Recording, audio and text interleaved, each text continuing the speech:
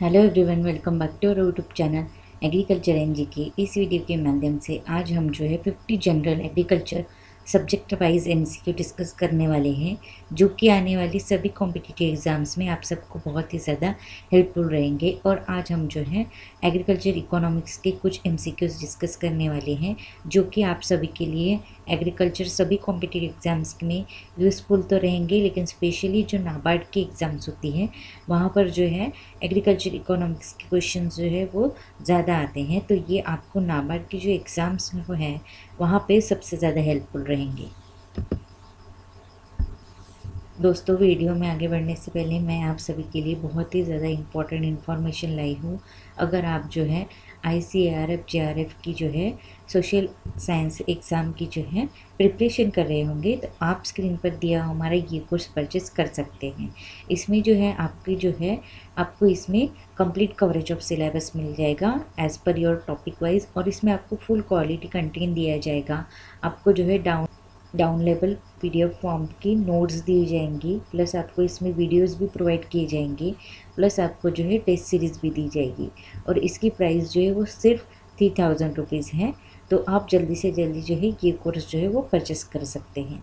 और ये कोर्स जो है हमारा जो ऐप है गूगल प्ले स्टोर पर एग्रीकल्चर एनजी के, वहाँ से आप जो है ये परचेस कर सकते हैं, या फिर हमारी जो वेबसाइट है agriculturgk.in, वहाँ से भी जो है आप ये कोर्स जो है वो परचेस कर सकते हैं। चलिए अब हम लोग जो है हमारे एमसीक्यू डिस्कस कर लेते हैं। तो हमारा सबसे पहला एमसीक्यू है, foreign banks having shortfall in lending to priority sector lending target will be required to contribute to. यानी फॉरेन बैंक्स में अगर उनके जो है प्रायोरिटी सेक्टर लेंडिंग में जो है शॉर्टफॉल हो जाता है, तो उन्हें जो है कहाँ कंट्रीब्यूट करने की ज़रूरत है, ये यहाँ पर पूछा गया है। यानी वो कहाँ पर कंट्रीब्यूट करती हैं, ये यहाँ पर पूछा गया है। तो वो जो है वो small industrial development bank of India में जो है वो कंट्रीब्यूट करती हैं। तो इसका आंसर हो जाएगा ऑप्शन नंबर बी। चलिए नेक्स्ट देखते हैं, area sown more than once in a agriculture year plus net sown area is known as. यानी जो है एक साल के ऊपर या फिर एक साल में जो है agriculture year plus net sown area जो होता है, इनको क्या कहते हैं, ये यहाँ पर पूछा गया है। तो उसे जो है ग्रॉस क्रॉप एरिया कहते हैं। चलिए अब हम लोग जो है आगे बढ़ते हैं। आगे हमें जो है वो दिया गया है, agriculture prices commission and Indian food corporation were constituted. यानी एग्रीकल्चर प्राइस कमीशन और जो है इंडियन फूड कॉरपोरेशन का जो है निर्माण कब हुआ था, ये यहाँ पर पूछा गया है। तो इन्हें जो है 1965 में जो है बनाया गया था। ये एक जो है स्टैट्यूटरी बॉडी है ministry of agriculture and farmer welfare government of India की। चलिए आगे बढ़ते हैं। विच of the following certification mark employed on agriculture products in India by the directorate of marketing and inspection. तो ये है हमारा एक मार्क ही हमें जो है ये एक जो है मार्क होता है एग्रीकल्चर प्रोडक्ट्स पर। चलिए नेक्स्ट देखते हैं, the cabinet community on economic affairs increase the minimum support prices of cotton 2 rupees filling the blanks per quintal for marketing season 2021। यानी इन्होंने कॉटन की प्राइस कितनी की थी, तो वो है 5825। तो इसका आंसर हो जाएगा ऑप्शन नंबर ए। चलिए आगे बढ़ते हैं और हमारा 6 MCQ देखते हैं। India has sign Memorandum of Understanding with National Bank of Agriculture and Rural Development Consultancy Service in April 2019 to set up the India-Africa Institute of Agriculture and Rural Development in which country। यानी ये जो है किस country के साथ जो है setup किया गया है इंडिया ने, तो वो है मालवी जो है ये एक जो है ईस्ट अफ्रीकन जो है कंट्री है। इसके साथ जो है हमारी इंडिया ने जो है India Africa institute of agriculture and rural development, इसके साथ जो है नापकॉस के साथ जो है ये जो है मेमोरेंडम ऑफ अंडरस्टैंडिंग जो है ये सेटअप किया है। चलिए नेक्स्ट देखते हैं, who among the following has classified Indian agriculture into 60 micro regions, 13 meso regions and 6 micro. Regions. तो यहाँ पर पूछा गया है कि इंडिया को जो है 60 माइक्रो रीजियंस, 30 मेजर रीजियंस और 6 माइक्रो रीजियंस में किसने जो है ये जो है क्लासिफाइड किया था। तो वो है पी सेन गुप्ता। पी सेन गुप्ता ने जो है 1968 में जो है इसे क्लासिफाइड किया था। चलिए नेक्स्ट देखते हैं। In India the organization which was responsible for self sufficiency in food production was, यानी कौन सा ऑर्गेनाइजेशन है जो कि सेल्फ सफिशिएंट है इन फूड प्रोडक्शन, ये यहाँ पर पूछा गया है। तो वो है ICA। चलिए नेक्स्ट देखते हैं। The policy of land to tiller is based on the idea, यानी ये जो पॉलिसी है लैंड टू टिलर, ये किस आइडिया पे बेस है, ये यहाँ पर पूछा गया है। तो लैंड टू लेबर ये जो है ये कल्टीवेटर्स के लिए जो है लाई गई पहली पॉलिसी है। That cultivators will make take more interest, यानी जो है कल्टीवेटर्स जो है वो प्रोडक्शन में जो है ज़्यादा से ज़्यादा जो है इंटरेस्ट दिखाने के लिए जो है ये स्कीम लाई गई है। अगर कल्टीवेटर खुद ही लैंड के अगर ऑनर हो गए तो वो जो है अपना जो है इंटरेस्ट ज़्यादा दिखाएंगे और इनपुट भी जो है उसमें भी है जो है इंक्रीज जो है वो बढ़ जाएगा। इसीलिए जो है ये स्कीम, ये पॉलिसी जो है ये लाई गई थी। चलिए नेक्स्ट देखते हैं। When the Madhya Pradesh government constitute the Madhya Pradesh agriculture cost and marketing commission, यानी इन्होंने जो है ये कब बनाई थी, ये यहाँ पर पूछा गया है। तो ये जो है ये 2017 में जो है ये कंस्टिट्यूट हुई थी। तो इस कमीशन में जो है हर ईयर जो है वो जो है स्टेट गवर्नमेंट को जो है वो 3 रिपोर्ट्स जो है तैयार करनी पड़ती हैं before the kharif, rabi and summer season crop periods. चलिए नेक्स्ट देखते हैं।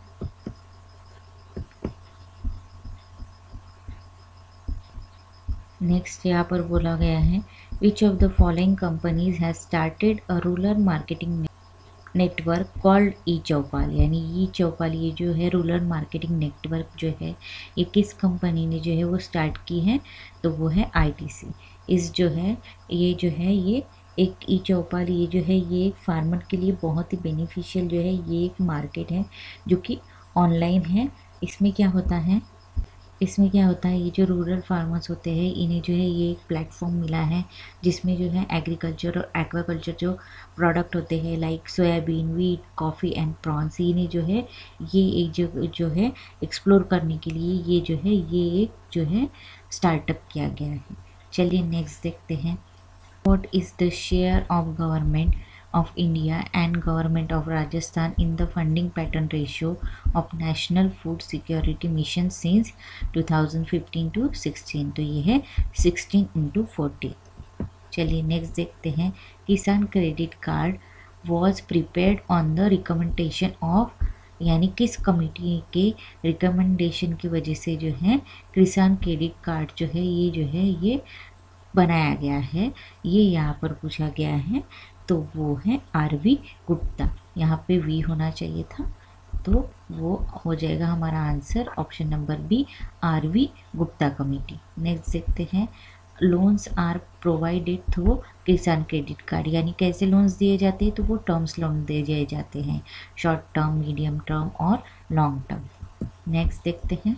किसान credit card offers credit to the farmers by, या तो वो कैश क्रेडिट भी हो सकता है या फिर जो है वो टर्म लोन भी हो सकता है। तो इसका आंसर हो जाएगा both A and B। Next देखते हैं। The certifying agency of Agmark is, यानी एगमार्क की जो सर्टिफाइंग एजेंसी है वो कौन सी है, ये यहाँ पर पूछा गया है। तो वो है directorate of marketing and inspection, government of India. चलिए नेक्स्ट देखते हैं। The entire system of and the name of Agmark was created by, यानी जो है एंटायर सिस्टम किसने क्रिएट की है, वो है लिविंगस्टोन एंड जो है आर्चिबल्ड मैकडोनाल्ड। इन दोनों ने मिलकर जो है ये जो है एगमार्क जो है ये पूरी तरह से तैयार की है। वो भी जो है 1934 से लेकर तो 1941 तक, ये जब जो है मार्केटिंग एडवाइजरी थी तब इन्होंने जो है एगमार्क का जो है वो स्थापना की थी। चलिए नेक्स्ट देखते हैं। From 1934 to 41 the marketing advisory to the government of India was, यानी जो है 1934 टू 1941 में जो है marketing advisory of the government of India कौन थी, ये यहाँ पर पूछा गया है। तो हमने अभी देखा ये थे आर्चिबल्ड मैकडोवेल, तो इसका हो जाएगा आंसर ऑप्शन नंबर बी।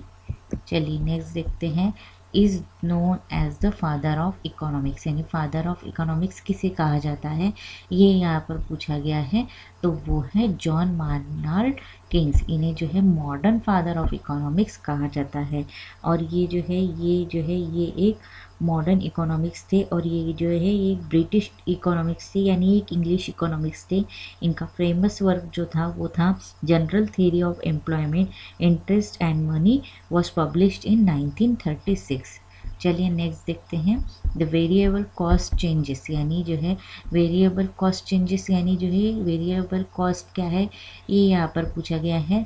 ये जो है ये क्या है, the variable cost changes as the quantity of the good and service that a business produce changes, यानी जो है अगर क्वांटिटी में जो है गुड्स के या फिर सर्विसेज में चेंज आता है तो जो है वेरिएबल कॉस्ट में भी चेंज आता है।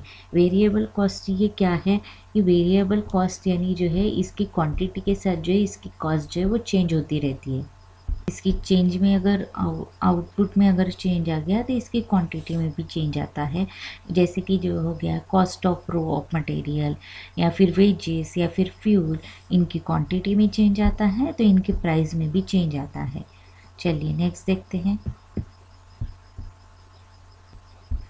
Which sector is a backbone of economy, यानी जो है इकोनॉमी जो है हमारी जो इंडियन इकोनॉमी है उसका बैकबोन क्या है, तो उसका बैकबोन है एग्रीकल्चर। चलिए नेक्स्ट देखते हैं, the level of variable cost is influence by, यानी जो है वेरिएबल कॉस्ट को क्या क्या इन्फ्लुएंस करता है, ये यहाँ पर पूछा गया है।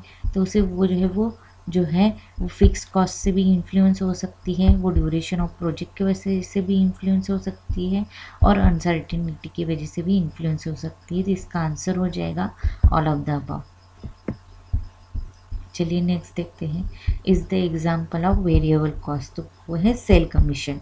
चलिए नेक्स्ट देखते हैं, टाइप ऑफ वेल्थ इज, यानी वेल्थ का इनमें से कौन सा टाइप है, ये यहाँ पर पूछा गया है। तो वो है इंडिविजुअल वेल्थ। वेल्थ मतलब जो है एक जो है इंडिविजुअल की पर्सनल हेल्थ, बस उसके पास जो है कितना मनी है। तो यहाँ पर हमारा आंसर हो जाएगा इंडिविजुअल वेल्थ। नेक्स्ट देखते हैं, डंपिंग इज सीन इन, यानी डंपिंग हमें कहाँ दिखाई देती है, ये यहाँ पर पूछा गया है। तो वो जो है मोनोपोली सिस्टम में हमें दिखाई देती है। डंपिंग मतलब कि क्या होता है कि जो इंडिविजुअल जो सेलर होता है, मोनोपोली में क्या होता है, जो मोनोपोलर सेलर होता है वो हायर प्राइस में जो है वो अपने डोमेस्टिक मार्केट में जो है अपने जो है से गुड्स को जो है बेचता है, लेकिन इंटरनेशनल मार्केट में जो है वो लो प्राइस में बेचता है। इसे जो है डंपिंग कहते हैं। नेक्स्ट देखते हैं, the common agriculture policy of has often been accused of dumping, यानी जो है ये किस जो है कॉमन एग्रीकल्चर पॉलिसी ने दी है, तो वो है द यूरोपियन यूनियन। चलिए नेक्स्ट देखते हैं, फिक्स कॉस्ट इंक्लूड्स, यानी फिक्स कॉस्ट में क्या क्या आता है, इसमें टैक्सेस भी आते हैं, इसमें इंश्योरेंस भी आते हैं, मशीनरी भी आते हैं। तो इसका आंसर हो जाएगा all of the above. Next क्या बोला गया है, full form of cap is, तो कैप का फुल फॉर्म क्या है, कॉमन एग्रीकल्चर पॉलिसी। चलिए नेक्स्ट देखते हैं, which is true about agriculture subsidy in India, यानी इंडिया में जो एग्रीकल्चर सब्सिडीज़ मिलती है, नीचे जो 5 दिए गए हैं इनमें से जो है ट्रू कौन से है, ये यहाँ पर पूछा गया है।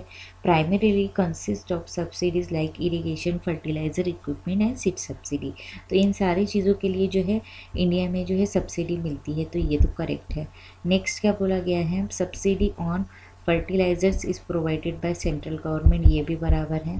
उसके बाद क्या बोला गया है, subsidy on fertiliser is provided by state government, तो ये फॉल्स है, तो ये आएगा नहीं। उसके बाद क्या बोला गया है, subsidy on water and irrigation is provided by local state government, ये भी बराबर है। और उसके बाद क्या बोला गया है, subsidy on water and irrigation is provided by central government, तो ये वो जो है ये फॉल्स है। ये यहाँ पर हमारा आंसर क्या हो जाएगा फिर, 1, 2 एंड 4 आर ट्रू, तो ऑप्शन नंबर ए हमारा यहाँ पर आंसर हो जाएगा। चलिए नेक्स्ट देखते हैं, marginal cost is the change in the total cost. यानी मार्जिनल कॉस्ट जो है ये किस चीज़ का चेंज है, ये यहाँ पर पूछा गया है। तो ये जो है इसमें जो है ये इसका जो है ये क्या होता है कि जो है टोटल कॉस्ट जो होता है that arise when the quantity produce is incremented by 1 unit. यानी जो है इसकी जो है 1 यूनिट का भी अगर जो है एक्स्ट्रा जो है कॉस्ट में चेंज आ रहा है तो उसे जो है वो मार्जिनल कॉस्ट कहते हैं। इसमें क्या होता है, जो मार्जिनल कॉस्ट होती है वो जो है उसका मतलब होता है कि एक्स्ट्रा कॉस्ट। तो इसमें समझो कि 500 यूनिट की कॉस्ट जो है वो 1000 रुपये है। तो अगर इसके बाद जो है 501 यूनिट हो गए तो जो है इसकी प्राइस जो है वो 1200 हो गई। समझो कि इसकी प्राइस जो है वो 1200 हो गई। तो इसमें जो है वन जो है एक की प्राइस जो है उसमें जो है 200 का जो है चेंज आ जाएगा, क्योंकि यहाँ जो है एक जो है वो उसकी प्राइस जो क्या हो रही है वो 200 से बढ़ रही है। तो ये जो है इसका जो है मतलब हो जाएगा मार्जिनल कॉस्ट। तो इसका आंसर है option number A, that arises when the quantity produce is incremented by 1 unit. Next है हमारा, when fixed cost doesn't change with the change in the output. तो इसका आंसर है marginal cost would be always be zero. Next बोला गया है the average variable cost is the result of, यानी जो एवरेज वेरिएबल कॉस्ट है वो किस चीज़ का रिजल्ट है, ये यहाँ पर पूछा गया है। तो वो है output and marginal cost. Option number B यहाँ पर आंसर हो जाएगा। चलिए नेक्स्ट देखते हैं, formula of average variable cost is, यानी एवरेज वेरिएबल कॉस्ट का फार्मूला क्या है, total variable cost upon output. चलिए नेक्स्ट देखते हैं, cost that do not vary with production are, यानी जो है कौन सी कॉस्ट जो है वो प्रोडक्शन के साथ जो है वो वेरी नहीं करती है, मतलब उस पर जो है प्रोडक्शन का कोई असर नहीं होता है, ये यहाँ पर पूछा गया है। तो वो है फिक्स्ड कॉस्ट। दोस्तों अगर आप जो हैं कोई भी एग्रीकल्चर कॉम्पिटिटिव एग्ज़ाम की प्रिपरेशन कर रहे हैं तो आप स्क्रीन पर दिया हमारा ये कोर्स जो है वो परचेस कर सकते हैं। जैसे कि IBPS AF हो गया, UKSSC हो गया, AAO, HPPSC ADO, NABARD exam, JKSSB horticulture technician exam हो गई, UPSC AAO हो गया, UPSC AHO, UPSC assistant agri engineer, UPPSC assistant engineer, या फिर जो है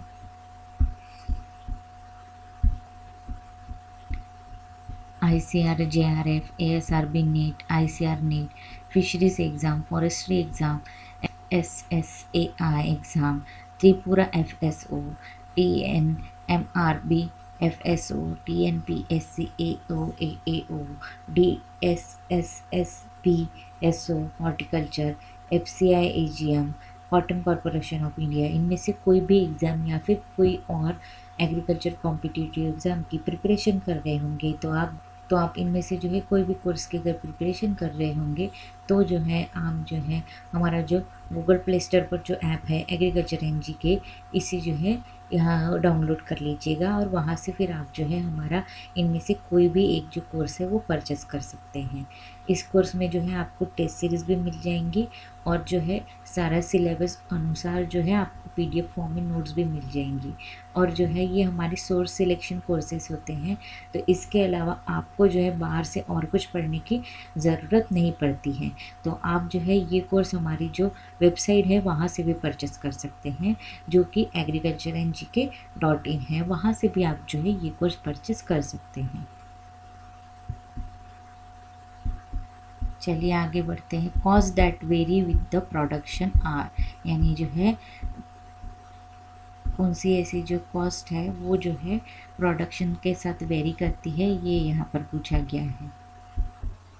तो वो है मार्जिनल कॉस्ट। नेक्स्ट देखते हैं, marginal cost are measure on the, यानी मार्जिनल कॉस्ट हम किस तरह से मेज़र करेंगे, ये यहाँ पर पूछा गया है। तो मार्जिनल कॉस्ट ये जो है वर्टिकल एक्सिस से जो है वो मेज़र की जाती है। नेक्स्ट देखते हैं, marginal review are measured on, यानी मार्जिनल रिव्यू कहाँ से मेज़र करते हैं, ये यहाँ पर पूछा गया है। तो मार्जिनल रिव्यू ये जो है वर्टिकल एक्सिस के साथ जो है वो जो है मेज़र की जाती है। नेक्स्ट हमें यहाँ क्या बोला गया है, इन marginal cost the quantity is measured on, यानी क्वांटिटी जो है वो किस एक्सिस से मेज़र करते हैं ये यहाँ पर बोला गया है, तो वो है हॉरिजेंटल एक्सिस के साथ। नेक्स्ट देखते हैं, डिमांड फॉर वीट इज़, यानी जो है डिमांड फॉर वीट जो है ये इलास्टिक है या नॉन इलास्टिक है या इन इलास्टिक है, कि यहाँ पर पूछा गया है, तो वो इन इलास्टिक है। नेक्स्ट देखते हैं, the variable cost is a component of total cost another is, यानी वेरिएबल कॉस्ट जो है इसमें टोटल कॉस्ट के साथ जो है और किसको जो है ऐड किया जा सकता है, ये यहाँ पर पूछा गया है, तो वो है फिक्स्ड कॉस्ट। नेक्स्ट देखते हैं, variable cost also known as, यानी वेरिएबल कॉस्ट को जो है और क्या कहा जाता है, ये यहाँ पर बोला गया है, तो उसे जो है यूनिट लेवल कॉस्ट कहा जाता है। नेक्स्ट देखते हैं, in case of fixed cost unit the quantity of output is measure, यानी फिक्स्ड कॉस्ट में जो है क्वांटिटी ऑफ आउटपुट जो है जो इसको जो है वो कैसे मेज़र करते हैं, ये यहाँ पर पूछा गया है, यानी किस एक्सिस पर मेज़र करते हैं, तो वो जो है हॉरिजॉन्टल एक्सिस में जो है मेज़र करते हैं। नेक्स्ट देखते हैं क्या बोला गया है, केयन्स वाज एन ऑफ, यानी जो है केयन्स ये जो है ये कौन से इकोनॉमिक्स थे, ये यहाँ पर बोला गया है। तो हमने देखा है कि केयन्स जो है ये मॉडर्न जो है फादर ऑफ इकोनॉमिक्स है, जो कि ब्रिटिश इकोनॉमिक्स है, लेकिन यहाँ ऑप्शन में जो है इंग्लिश इकोनॉमिक्स दिया गया है, तो ये हमारा यहाँ पर आंसर हो जाएगा। नेक्स्ट क्या बोला गया है, marginal product is a ratio of, यानी मार्जिनल प्रोडक्ट जो है वो जो है किस चीज़ का रेशो है, ये यहाँ पर बोला गया है, तो ये जो है टोटल आउटपुट जो है और टोटल इनपुट इनका जो है रेशो है। चलिए नेक्स्ट देखते हैं, the portion of economy consisting of agriculture, forestry, hunting and fishing, यानी जो है इकोनॉमी में जो है एग्रीकल्चर, फॉरेस्ट्री, हंटिंग और फिशिंग ये किस सेक्टर में आते हैं, तो ये जो है एग्रीकल्चर सेक्टर में आते हैं। चलिए नेक्स्ट देखते हैं, the attainment of literacy, arithmetic competence, elementary vocational skill, ये जो है यहाँ पर बोला गया है, ये यहाँ पर बोला गया है कि ये किस जो है एजुकेशन में आते हैं, ये यहाँ पर पूछा गया है, तो ये जो है ये बेसिक एजुकेशन में आते हैं। चलिए अब हम लोग जो है नेक्स्ट क्वेश्चन देखते हैं, the currency of major industrial country such as the US dollar, यानी जो है ये जो है यहाँ पर पूछा गया है कि ये यूएस डॉलर की ये जो करेंसी है ये किस करेंसी टाइप में आती है, क्या वो मेन करेंसी है, क्या वो हार्ड करेंसी है, या फिर वो स्टेबल करेंसी है, ये यहाँ पर पूछा गया है, तो ये जो है ये हार्ड करेंसी है। तो ऑप्शन नंबर बी हमारे यहाँ पर आंसर हो जाएगा हार्ड करेंसी। चलिए अब हम लोग जो है नेक्स्ट क्वेश्चन देखते हैं, the annual amount that a borrower must pay a lender over and above the total borrower, यानी यहाँ पर बोला क्या गया है कि बैरोवर जो लोन लेता है लेंडर से, यानी जो है ये जो है कर्जदार, बैरोवर का मतलब यहाँ क्या हो गया कि कर्जदार जो है वो लेंडर से जो लोन लेता है, तो उसे जो है वो जो है किसके साथ जो है वो वापस करता है, ये यहाँ पर पूछा गया है। तो हमेशा जो एक जो है लेंडर जो बोरोवर को जो लोन देता है वो जो सर्टन अमाउंट ऑफ इंटरेस्ट के साथ देता है, उसे जो है अपने लोन अमाउंट के साथ साथ जो है वो जो है इंटरेस्ट भी पे करना पड़ता है। तो यहाँ पर हमारा आंसर क्या हो जाएगा, ऑप्शन नंबर ए इंटरेस्ट। चलिए नेक्स्ट देखते हैं, implicit change in a real income resulting from the effect of the change in a commodity price on quantity demand, यानी यहाँ पर क्या बोला गया है कि ये किस चीज़ का या फिर किसका इफ़ेक्ट है, कि इसके जो है यहाँ पर बोला गया है कि जो रियल इनकम होती है वो जो है वो चेंज होती है by a community price on quantity demand. तो ये जो इफ़ेक्ट है ये जो है इनकम इफ़ेक्ट है, तो इसका आंसर हो जाएगा option number A income effect. चलिए 50 MCQ देखते हैं, to maintain its economic position Japan has often limited the number of cars or the quantity of farm products that the United state can sail in Japan and Japan has imposed this limit to develop।